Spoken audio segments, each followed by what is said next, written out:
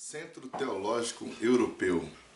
É uma oportunidade, um privilégio estar conversando um pouco sobre formação teológica, seminário bíblico, tratando da formação, da compreensão teológica e eclesiástica. Hoje, página 34, lição número 3, figuras para a igreja. Figuras analógicas para a igreja. Interessante, você pode contemplar na apostila cada versículo, cada leitura, mas a ideia é que sua mente se abra para você perceber o que é a igreja, como o Novo Testamento trata a igreja. Poderíamos até citar como o Velho Testamento trata a igreja, embora o Velho Testamento não usa a linguagem igreja, mas usa a linguagem povo, usa a linguagem do diálogo do povo com Deus. Mas vamos à nossa passagem pela apostila, que você possa abrir sua mente, né? Por exemplo, a igreja, ela tem algumas figuras. Uma delas na apostila que você pode acompanhar, virgem. Qual a ideia de igreja como virgem? É uma virgem preparada para o noivo. É a ideia do casamento, a ideia da comunhão. 2 Coríntios capítulo 11, versículo 2. A igreja como virgem, celebrar o casamento. Cristo, o noivo, a igreja, a noiva. É até interessante, né? Nós homens dizermos, nós somos a noiva.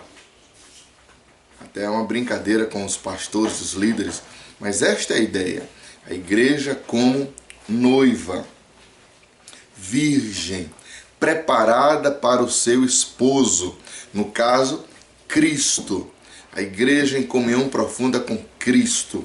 Celebrando a vida do propósito de Deus na face da terra. A igreja também é chamada de povo. Cristo é o possuidor e purificar para si mesmo um povo exclusivamente seu. Igreja como propriedade, povo escolhido, nação eleita, raça eleita. A ideia de povo, o povo de Deus, a comunhão de Deus. Então você vai entendendo que é nas linguagens figurativas, onde a igreja se apresenta como virgem preparada para Cristo, povo exclusivo de Deus, onde Ele trata, onde Ele ama, onde Ele acolhe. Família, essa é muito bom de trabalhar na igreja como família. Antes de continuar, vá percebendo aí que a linha sempre é relacionamento. Virgem com Cristo. Povo, meu povo. E família, estarmos em família, estarmos em um lar. Deus Pai, Filho, Espírito Santo, e nós envolvidos como igreja somos sua família. Não só a família de Deus, mas somos irmãos uns dos outros. A igreja como família. Outra expressão interessante, a igreja como novo homem. Você pode acompanhar, estamos na página 35. Igreja como novo homem. Quando a gente nasceu de novo, nós somos nova criatura. As coisas velhas já passaram, tudo se fez novo. Um novo homem, uma nova mulher, um novo jovem, uma nova família, uma nova estrutura, a mente transformada, o coração transformado, e Ele aparece entre nós. Então, muito interessante perceber estas analogias quanto à igreja. Virgem, povo, família, um novo homem. Outra expressão que o Novo Testamento aponta, que é a igreja como o povo eleito, o povo escolhido. Aí você já vai para a mente de Deus. Quando fala de eleição, há muitas discussões por aí, mas a ideia de eleição é entender a mente de Deus.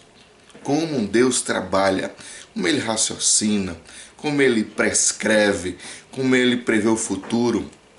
E se tratando de igreja, Ele elegeu um povo, meu povo eleito, eleito para frutificar, eleito para andar na palavra, eleito para adorar, eleito para a santificação, povo exclusivo, eleito para manifestar a sua glória. Como diz o Salmo 67, resplandece o teu rosto sobre nós, para que possamos expressar a tua imagem e semelhança. Então, povo eleito. Sacerdócio real é outra expressão da igreja. Observe que vai aumentando as responsabilidades, vai aumentando as parcerias, e se tratando de sacerdócio real. Você se lembra o que é que um sacerdote fazia no Velho Testamento? As pessoas tinham um pecado e elas se dirigiam para o sacerdote pedindo perdão dos seus pecados. O sacerdote levava a Deus os pedidos de perdão. Agora veja, no Novo Testamento a igreja é comparada ao sacerdócio real. Aquela que está na comunidade, aquela que está no centro dos trabalhos, aquela que está na cidade. É uma expressão muito interessante, igreja da cidade, o pastor da cidade. O sacerdócio real, ela apresenta Cristo de uma forma extraordinária. Hebreus 4,14 e 1 de Pedro 2,9. Sacerdócio real. A igreja que é viva, um novo homem, chamada de virgem, chamada de um povo eleito e também sacerdócio real. Outra expressão em Efésios 1,18, estamos na página 35, é a igreja como herança. Cristo é o seu herdeiro, a riqueza da sua glória, herança nos santos. A igreja é portadora dos segredos de Deus. Ela é portadora da graça divina. Está na igreja a essência do Cristo. Está na igreja o amor de Deus. A igreja como corpo, ela é herança nos santos. É o tesouro de Deus. Igreja como herança. Igreja como corpo. Observe que vai aprofundando, você vai entendendo um pouco mais do que é igreja. Igreja como corpo é um dos pontos aqui mencionados. Observe que nós temos os dedos, as mãos, a cabeça, os braços, os órgãos, as células, a circulação sanguínea, as veias. Dizem que os cientistas afirmam que o micro é universal, o macro é infinito e o micro também é infinito. Filmaram uma vez os nervos do coração de uma pulga. É tantos nervos para um micro que é infinito. É impressionante o corpo humano, como o corpo humano é formado, a grandeza, a extensão, os elementos da tabela periódica. E a igreja aqui comparada como corpo. Não é só corpo, um grupo de pessoas reunidas. É corpo nas suas funções. Cada um tem uma função. Cada um tem um objetivo. Cada um tem uma parte a ser feita e exercida em Deus. Somos um só corpo. A ideia não é só de unidade. A ideia também é de tarefas, funções, dons. Então a igreja como um corpo tem ensinamentos assim fantásticos. Primeiro, estamos unidos, somos uma equipe. Segundo, cada um de nós tem uma função.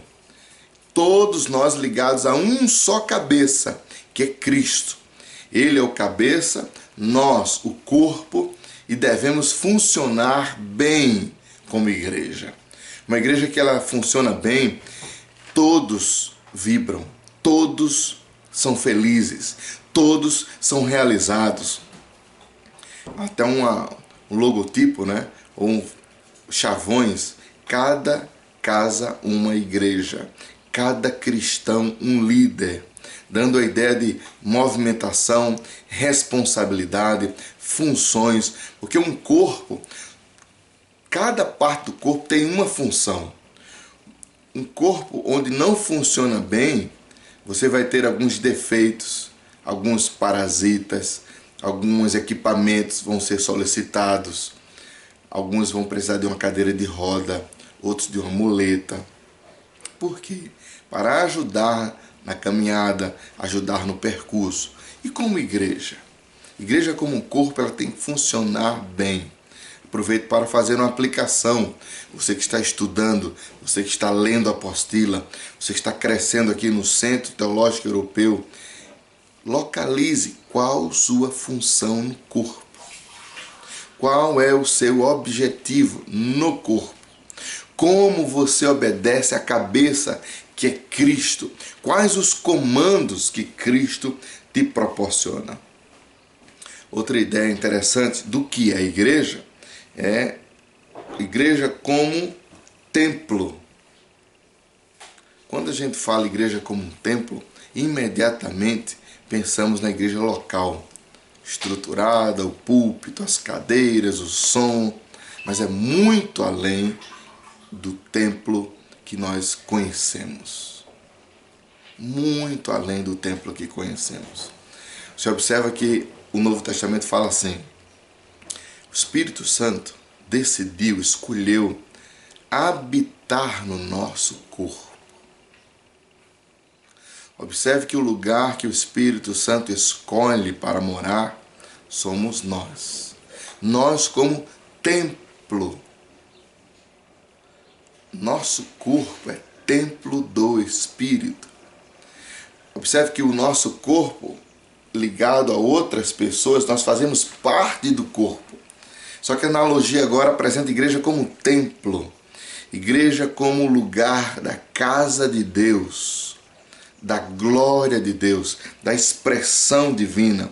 Efésios 2, 20 e 21, sendo Ele mesmo, Cristo Jesus, a pedra angular. A ideia de templo é uma ideia de formação, construção. E o texto fala em pedra angular. Pedra angular é a pedra principal de uma construção. É uma pedra grande, uma pedra de esquina. Será necessário vários homens para carregar. Pesa toneladas. A ideia da pedra angular é pedra de referência para erguer a grande construção. E a pedra angular é Cristo. E nós, como templos, ou como templo, devemos estar com a nossa base erguida nele, porque nele, por ele, para ele são todas as coisas. A ideia é termos a nossa vida, em construção, o nosso templo, o nosso edifício baseado na pedra angular que é Cristo. Outra analogia sobre a igreja é a igreja chamada de noiva. Igreja, corpo, igreja, novo homem, povo eleito, sacerdócio real, herança, corpo, templo e noiva. Apocalipse 21, versículo 9. A noiva, a esposa do Cordeiro. Todos nós que casamos, vibramos com o nosso casamento. O dia do casamento, a nossa lua de mel, os primeiros passos como família, como casal, os primeiros filhos. Ser noiva é completar. Ser noiva é desfrutar do casamento. E a mesma ideia para a igreja. A igreja como noiva, ela vai vibrar com o Cordeiro, andar em comunhão com Cristo. Observe que todas as analogias, a nossa fundamentação é Cristo. Noiva, relacionamento. Noiva em obediência. Noiva em caminhar. A igreja como noiva de Cristo. Igreja esposa de Cristo. Na linguagem de casamento, festa, celebração, bodas do Cordeiro, sorriso de Deus. Então a igreja como noiva é uma analogia espetacular. Igreja como rebanho. Os Salmos 23, 1 de Pedro 5, 2 A 4. Cristo é o sumo sacerdote. Pastoreai o rebanho de Deus, o supremo pastor. Quando a gente fala em rebanho, igreja como rebanho, você vai perceber que a igreja é composta de ovelhas. A ovelha ouve a voz do seu pastor. Ouve. Ouvir a Deus. Nós falamos muito e ouvimos pouco. Inclusive na oração. Como igreja, a gente só faz falar e ouvimos muito pouco a Deus. Orar é parar para ouvir como ovelha, ouvir sua voz, ouvir a palavra, ouvir os líderes, ouvir a Deus, ouvir. Rebanho, igreja como rebanho, aquela onde o supremo pastor nos guia, nos orienta, nos norteia. Então você vai percebendo mais uma vez que a linguagem analógica, tipológica da igreja nos remete a comunhão, relacionamento, base, estrutura, sempre com Cristo. Sempre com Cristo, o nosso supremo pastor. E nós como ovelhas, seu rebanho. A igreja também é chamada de irmãos. Na Coreia do Sul, você percebe muito as igrejas vivendo em comunhão com irmãos. Entre os Zulus na África do Sul, eles vibram por encontrar irmãos de outras raças. Se você tiver a oportunidade de um dia ir entre os Zulus na África do Sul, você vai ganhar muitos abraços de todos os lados, porque eles vibram por ter um irmão em Cristo. Eles vibram por fazer parte de uma família. Eles vibram por estar no rebanho. A igreja na China, eles não têm templo, estão nas casas, mas estão em comunhão, são irmãos em Cristo. Usamos a expressão graça e paz, e às vezes nós nem sabemos usar a expressão graça e paz, nem tampouco a paz do Senhor, meu irmão. Paz do Senhor, paz do Senhor, a paz do Senhor. Fica uma saudação muito simplória. Mas se você for entender o que é a palavra irmão, como igreja, é o seguinte: você foi gerado de pai e mãe. O amor que fez você nascer ou ser gerado é o amor philos e eros.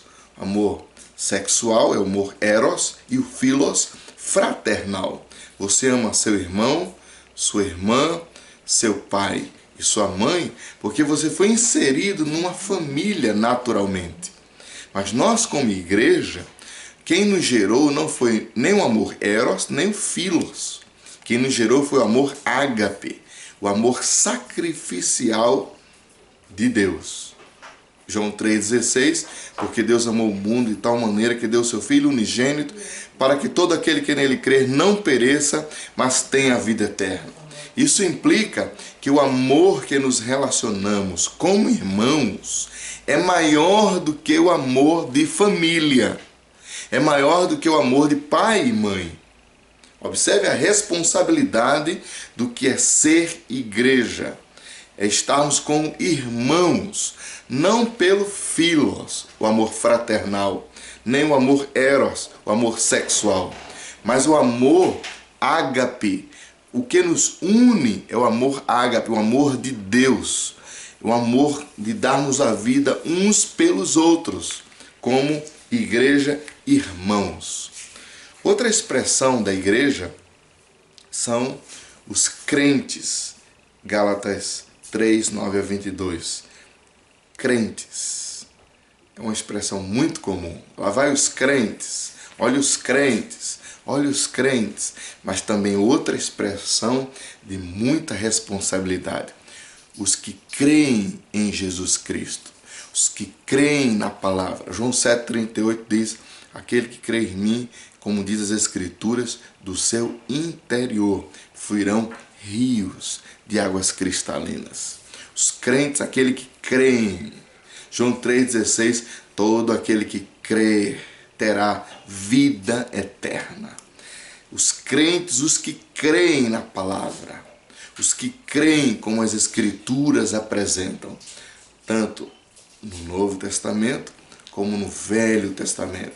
Não os crentes com uma expressão banal, mas os crentes, os que creem em Jesus Cristo como teu único e suficiente Senhor e Salvador. Você lembra no dia do seu batismo?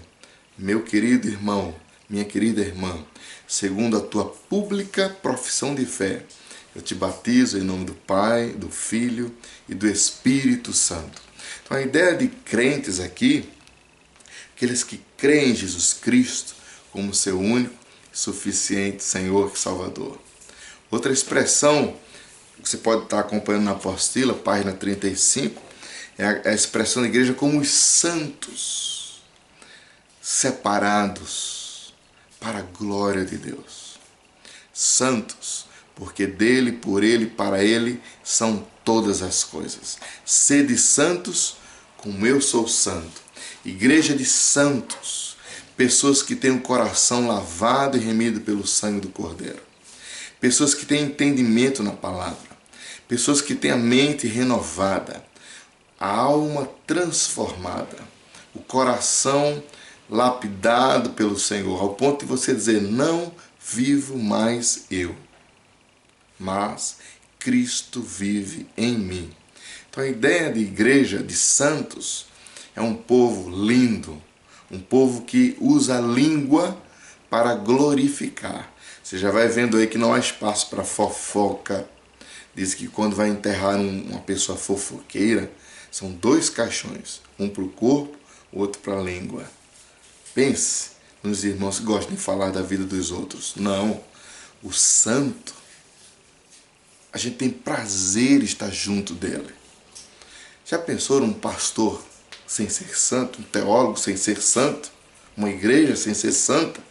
A ideia, a igreja dos santos, a igreja que dá prazer, a igreja que tem um sorriso de Deus, a igreja que louva, que adora, a igreja que tem a expressão da graça divina, da luz do Senhor.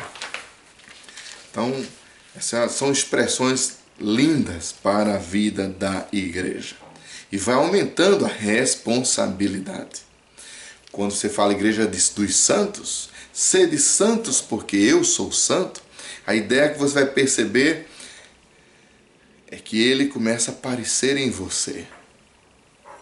Você começa a andar como ele andou, falar como ele falou, ao ponto das pessoas dizerem, rapaz, aquela pessoa, aquele jovem, aquela jovem, é a mesma coisa de ver a Bíblia aberta. Sede santos. Outra expressão analógica da igreja é a igreja como discípulos. João 8,31. Seremos conhecidos como um corpo, como um grupo de santos, como crentes.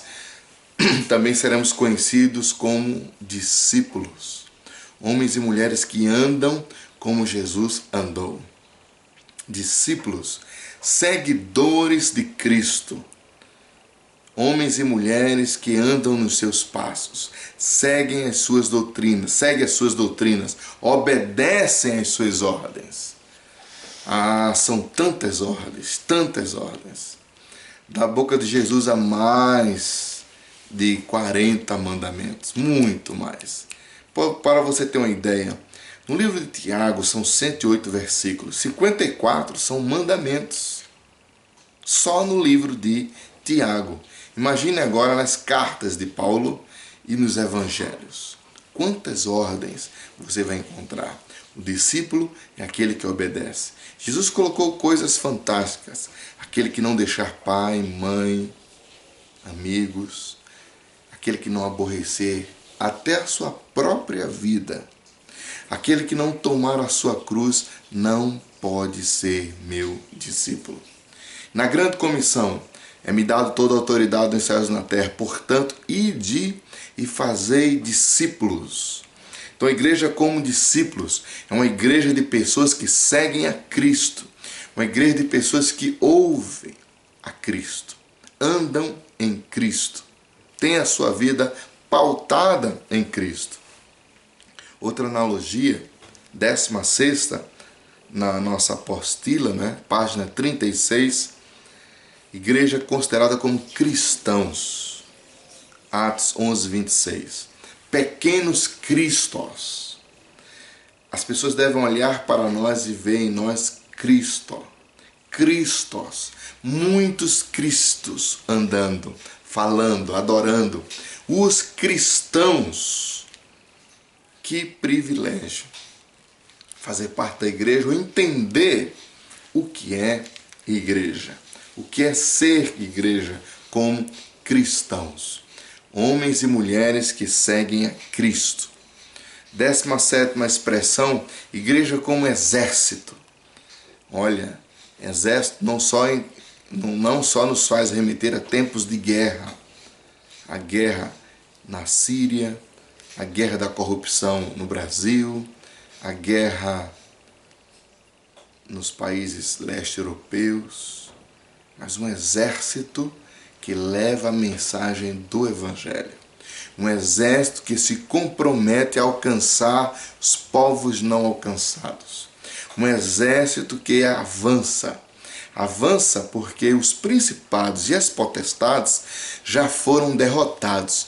A Bíblia diz que todo principado, toda potestade foi colocado ao desprezo. Cristo conquistou a nossa vitória na cruz do Calvário. O leão da tribo de Judá, ele venceu. Ele venceu a morte. Ele venceu todo demônio, todo principado, toda potestade. E nós vamos avançar nele. A Bíblia diz que as portas do inferno não prevalecerão contra a igreja. Mas a igreja que avança. A gente não fica em casa parado e o exército vem contra nós, não. Nós vamos contra o exército inimigo. Igreja como exército, ela tem uma organização, ela tem suas metas, suas ordens, ela tem uma estratégia de guerra. Paulo em Efésios fala de uma armadura, o escudo da fé, a couraça da justiça, o capacete da salvação, a espada do Espírito, calçando os vossos pés com o evangelho da paz. Mas raciocine comigo. Quem é o autor e consumador da nossa fé? Cristo. Quem era o verbo, a palavra? Cristo, que é a espada. Quem era o autor e consumador da nossa fé? É Cristo. Quem foi que nos justificou na cruz do Calvário? Cristo. Quem era o Senhor do Evangelho? Cristo. Então o que Paulo está querendo dizer? Quando você for batalhar nas regiões espirituais, quando você for como um exército, você vai com Cristo na sua vida. Cristo na sua vida, você tem o capacete da salvação. Sua mente está protegida. Com Cristo na sua vida, você tem o verbo, a palavra. Você tem a fé. Você foi justificado. Então Paulo está querendo dizer, Cristo em vós é o seu futuro garantido. É uma palavra segura. Igreja como exército. Uma igreja fortalecida. Uma igreja que anda em cadência. Uma igreja que tem o seu general. Tem até uma canção, né? O nosso general é Cristo. A ideia de um exército organizado, preparado com as armas da milícia. As armas que a palavra nos mostra. Que é Cristo na nossa vida. Outra expressão da igreja, a igreja como edifício. Como precisamos estruturar nossas ideias, nossos conceitos de construção. Todo edifício bem ajustado, ele tem estacas profundas nos seus alicerces. Quanto mais o terreno for difícil, mais profundo deve ser o nosso alicerce. Eu não sei onde você está me ouvindo, se você é daqui da Suíça ou de qualquer outro país, eu não sei. Mas olha só, no terreno onde você se encontra, o seu alicerce deve ser profundo, até chegar a solo seguro, a rocha. Qual é a ideia do edifício? encontrarmos os nossos alicerces em Deus, em Cristo. Segurou, está firme, comece a construir, erguer os pilares, montar a planta, recepção, a sala, a cozinha, os departamentos, cada andar, primeiro, segundo, terceiro, quarto, quinto, não sei o seu edifício de quantos andares, mas a ideia como igreja aqui é uma igreja que constrói o seu edifício em Cristo e ergue uma grande obra, um grande projeto. Mas perceba bem, todas as expressões da igreja, Cristo tem que aparecer. Na linguagem de edifício, ele é o fundamento. Ele é aquele que vai suportar toda a construção. 19ª expressão da igreja. Igreja como geração eleita. 1 de Pedro 2,9. A geração eleita para frutificar, para brilhar, para espalhar os planos do Pai Eterno. Igreja como geração eleita, aquele povo escolhido por Deus para o seu sorriso. Carvalhos de justiça, plantação do Senhor, exclusivo para a sua glória. Nação santa, nação separada, igreja como onde os olhos de Deus estão postos e há um sorriso do Pai Celestial. Edifício, geração eleita, igreja como nação santa, povo escolhido de Deus. 1 de Pedro 2,9, versículo 10. Vós sois nação santa. Muito interessante compreender como a igreja funciona, como a igreja se estabelece, como a igreja é chamada, como a igreja deve desenvolver. Outra expressão da igreja, coluna e baluarte da verdade. 1 Timóteo 3,15. Você se lembra daquele diálogo de Jesus com a mulher samaritana? Jesus falou, olha, vai chamar os teus. Senhor, eu não tenho marido. Jesus disse, olha, disseste bem, falaste a verdade, porque o homem que estás não é teu. Já tiveste vários. Jesus começa a confrontar aquela mulher, mas aquela mulher fala a verdade. Quando falamos a verdade, tudo muda. A igreja deve andar na verdade. A igreja não deve andar em pecado. Ela deve andar na verdade. Igreja baluarte da verdade. A verdade deve fazer parte da nossa vida por completo. E Jesus falou, eu sou o caminho, a verdade e a vida. Ninguém vem ao Pai senão por mim. Não dá para brincar com mentira. Até uma canção, né? Pecado, pecadinho, pecadão. Isso não. Não. Igreja baluarte da verdade. Igreja que é transparente. Como diz no livro de Apocalipse, o trono de Deus sobre o mar de vidro. Mar de vidro. Expressando que diante do trono de Deus há transparência. Transparência. Igreja como baluarte da verdade anda na palavra. Que expressão linda da igreja, não é verdade? Outra expressão maravilhosa, lavoura de Deus, 1 Coríntios 3,9. Que expressão, lavoura de Deus. Eu plantei, Apolo regou, mas Deus deu o crescimento. Agricultura, lavoura, plantação. Plantamos melancia, plantamos abacate, plantamos manga e também plantamos igreja. Igrejas plantadas, igrejas como plantação do Senhor, onde a terra é bem regada, trabalhada. Plantamos, vem a água, o tempo certo sobre aquela plantação e o fruto do Senhor vem. fruto do Senhor, lavoura de Deus, projeto de Deus, plantação do Senhor. Espero fazer uma aplicação aqui nesta hora. Observe que você, como lavoura, você precisa ser trabalhado a sua terra e receber dos céus a chuva sobre você como igreja. Você como coluna, referência, pilar, você como uma pessoa de verdade, nós teólogos, nós pastores como uma nação santa, uma geração eleita, um edifício organizado, um exército que batalha as batalhas do Senhor. Não é a batalha do pão da sua mesa, é a batalha do Senhor. Os povos alcançados, os povos não alcançados precisam ser evangelizados. Isso vai envolver sua vida, suas finanças, seu tempo de oração.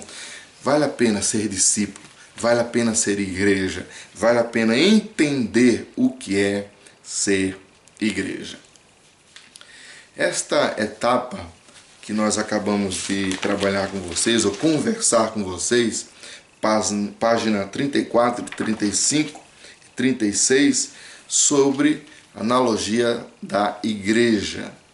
Outro detalhe interessante que nós vamos aqui caminhando é o governo da igreja. Já muda um pouco, a gente vai penetrar como é que funciona o governo. Como é o tipo de governo. Pensar no governo da igreja é relevante.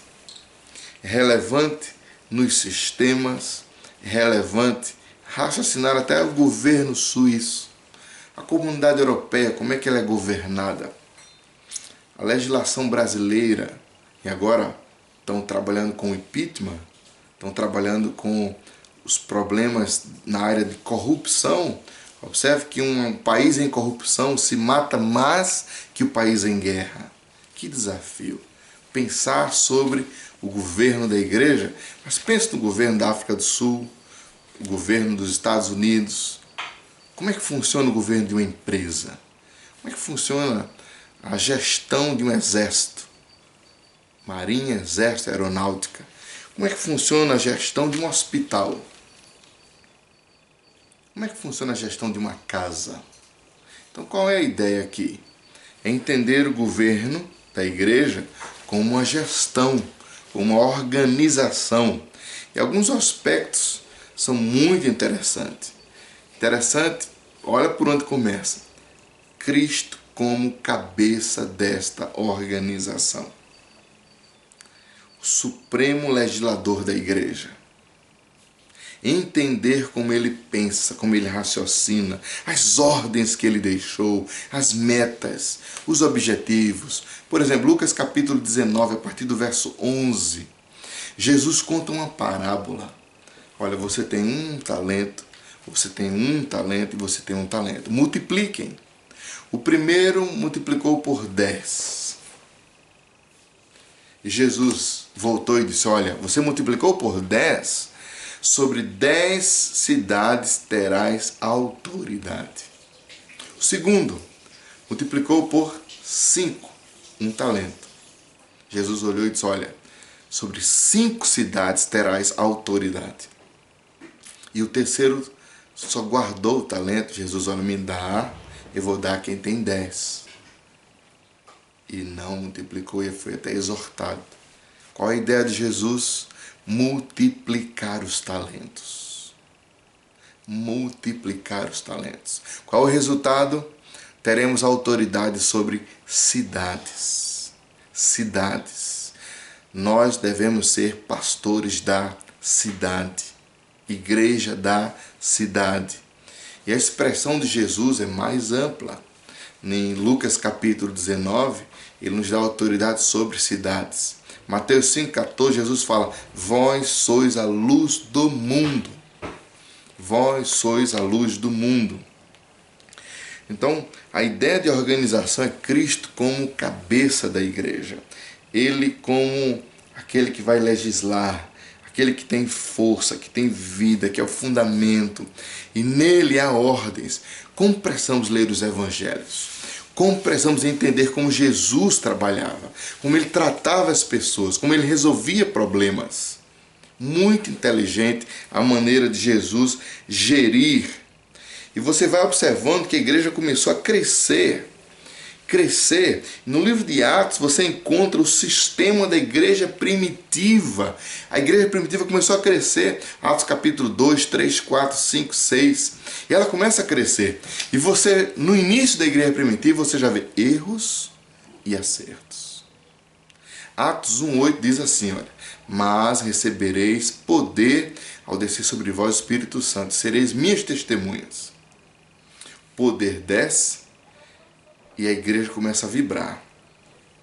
Quando Jesus dá a ordem ou fala, há mais ou menos 500 pessoas ouvindo. Quando o poder desce, há mais ou menos 120 pessoas. 380 eu acho que desistiram, não creram que ia se cumprir, e o poder vem. E eles falam em línguas estrangeiras, línguas estranhas. Línguas dos anjos e línguas dos povos. Receberam, começaram a falar em mistérios, começaram a falar em línguas estrangeiras também. A igreja começou a crescer. No primeiro sermão, 3.000 pessoas. Você vai ver de Atos 1 para Atos capítulo 8, a igreja já está com 9.000 membros. De Atos 1 para Atos 8, a igreja cresceu, mas não cumpriu a ordem. Ela não obedeceu, porque Atos 1:8 diz, olha, quando o poder descer, vocês devem testemunhar em Jerusalém, Samaria e até os confins da terra. E observe que essas expressões, tanto em, como em e até, significa ao mesmo tempo que. Jesus organizou a igreja. Olha, quando o poder do Espírito descer, vocês vão evangelizar simultaneamente, com uma roleta centrípeta, com setas para todos os lados. Vocês vão para todos os lados ao mesmo tempo, em grupos, de 2 em 2, de 3 em 3, de 4 em 4. Avancem. Mas a igreja primitiva não avançou. O que é que diz Atos 8:1? E veio a perseguição sobre a igreja. E todos, exceto os apóstolos, foram espalhados. Olha o que diz o texto. Foram para Judeia, Samaria e alguns foram para os confins da terra. Foi necessário uma perseguição para a igreja obedecer. Foi necessário uma intervenção externa para a igreja compreender o seu chamado, para compreender a organização, o que o organizador deseja, que é Cristo. Jesus não está preso a um túmulo, a um sepulcro. Ele não está preso à história.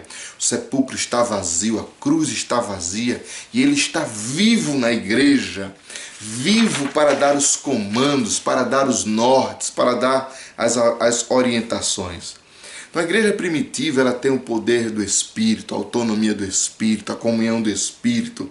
A igreja primitiva, ela teve uma cadência na palavra, na oração, nos conselhos da liderança da igreja. Começa a surgir os diáconos, começa a surgir os bispos, começa a surgir os ministérios, mas na ideia de organização democrática, teocrática. Democrática porque havia conselhos, teocrática porque vinha do alto. Então a ideia da igreja primitiva, das primeiras igrejas, da igreja soberana, do governo teocrático e democrático, a igreja autônoma, a igreja num pacto com a palavra, a igreja que anda em comunhão. Você pode aí dar uma lida na apostila e ver da melhor forma. Eu queria convidar você a reler ou ler página 37, página 38 e a aprender de forma mais saudável, ler os textos todos. Estamos dialogando aqui, mas é importante você ler os textos todos. Igreja como eclesial, corpo eclesial da igreja, composição do comando da igreja, Cristo deu dons à igreja. Antes de entrar nesta parte, onde Cristo dá dons à igreja, muito importante que você leia a apostila e leia os versículos para memorizar. Há um acampamento chamado Palavra da Vida e há muitos jovens que se inscrevem para ser equipante nesse acampamento. E a organização coloca algumas tarefas, dentre elas, memorizar versículos da Bíblia. Aquele que memorizar mais versículos ganha a vaga de equipante. E eram nos dados 150 versículos para memorizarmos. Uns memorizavam 30, 40, 50, 70, 80. E era uma luta no dia da prova. Mas que brincadeira saudável. Memorizar versículos. Eu queria lhe desafiar a memorizar alguns versículos. Ou quem sabe, alguns capítulos. Faça um exercício, memorize o Salmo 119. São 176 versículos que falam da palavra. No livro O Irmão do Céu, encontramos um pastor que ele memorizava os livros da Bíblia. A Bíblia rara para estar nas mãos dos missionários, então aquele jovem na China decorava os livros. Uma vez ele decorou o livro de Mateus todo. Ele ia para as vilas e começava a recitar o livro de Mateus. Uma vez ele memorizou até Atos capítulo 16 e foi para um povoado e começou a recitar Atos 1, 2, 3.